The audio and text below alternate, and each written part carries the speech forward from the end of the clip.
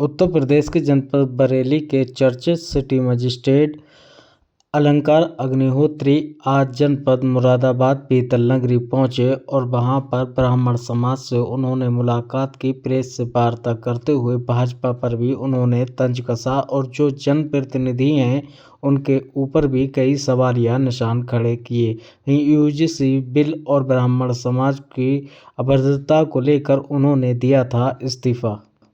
विभाजनकारी जो संस्कृति केंद्र सरकार ने खासकर जो डिवाइड एंड रूल के तहत, इसको भाजपा की सरकार भी नहीं मानता। ये दो लोगों की विदेशी जनता पार्टी है। ये जिस तरीके से तोड़ रहे हैं देश को, तो अब हमें एक समावेशी विकल्प पर विचार करना पड़ेगा। किसी पार्टी से जुड़ने का विचार नहीं है। अब हमें अपने देश की पहचान को बचाना है, देश की संस्कृति को बचाना है। उसी रास्ते पर हम लोग उसको विचार करते हैं।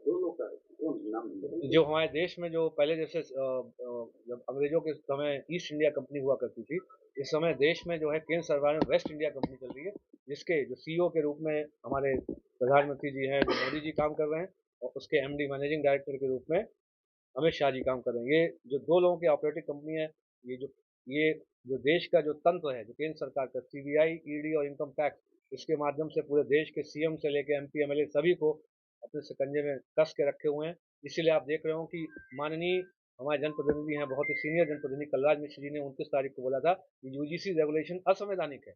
लेकिन आज भी कोई भी एमपी एमएलए आज तक उसकी जरूरत नहीं हुई है कि ये बोल दे कि ये असंवैधानिक नहीं है। एक शब्द भी किसी ने नहीं बोला है। आप सोचिए, कोई भी, ये आपके जनप्रतिनिधि हैं, ये जनप्रतिनिधि नहीं है, वो जो दो लोगों की वेस्ट इंडिया कंपनी के कॉर्पोरेट कंपनी है, उसके एम्प्लॉय हैं। जब तक आका नहीं बोलेंगे तब तक ना तो दाहिना हाथ लाएंगे ना तो बायां हाथ लाएंगे।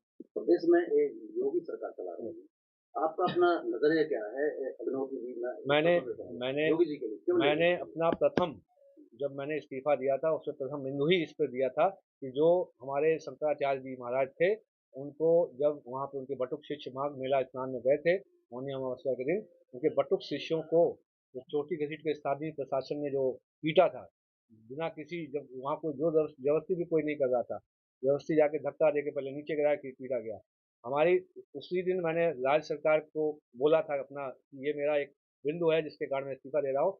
मेरे सबसे दुख है जो हमारे माननीय स्वजाति है, मैं ब्राह्मण हूँ, मैं उन ब्राह्मण निकम्मे एमपी एमएलए से पूछ रहा हूँ कि यदि आप ब्राह्मण हैं तो आपने पूरे सनातन संस्कृति का सम्मान होता है, चोटी, चाहे ब्राह्मण हो, क्षत्रिय हो, वैश्य हो, भूमिहार हो, कानेस्ट हो, आप लोग, या कोई भी ओबीसी वर्ग के, आप लोधी, राजपूत हो, गंगवार हो, पटेल हो, आपके जाट हो, गुजर हो, रस्तोगी हो, एससी एसटी समाज के भी जो सनातन परंपरा में एससी एसटी के मानते हैं, सभी लोग पांडित्य कर्म के लिए ब्राह्मणों को बुलाते हैं। ब्राह्मणों को बुलाते हैं। यदि आप चोटी, जो सनातन संस्कृति का प्रतीक है, उसका सम्मान नहीं कर सकते, आप उसके जो अपमान हो रहा है उसके खिलाफ बोल नहीं सकते, तो दुर्भाग्य कि हमारे देश में ऐसे माननीय स्वजाति जो ब्राह्मण एमपी एमएलए हैं, जब आप ही कुछ नहीं बोलेंगे तो हम माननीय मुख्यमंत्री की बात में आते हैं। पहले तो आपको बोलना है, तब हम माननीय मुख्यमंत्री जी से क्वेश्चन करेंगे।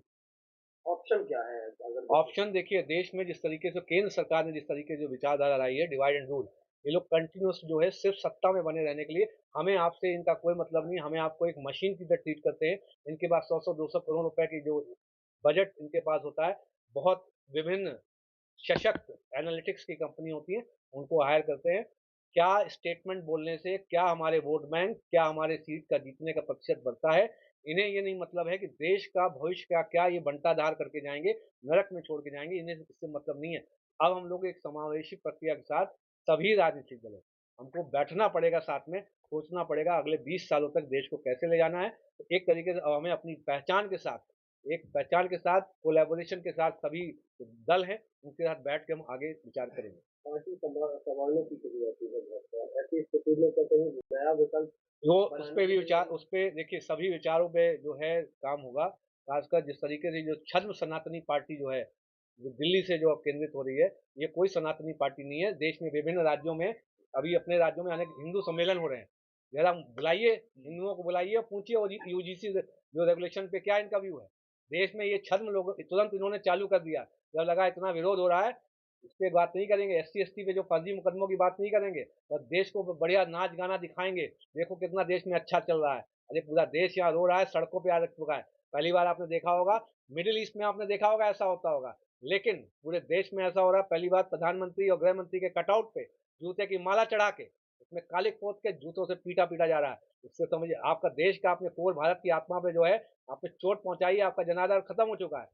पूरी मीडिया का ब्लैकआउट कर रखा है कि पूरे देश में जो चीजें हो रही हैं, धरना प्रदर्शन ना दिखाया जाए।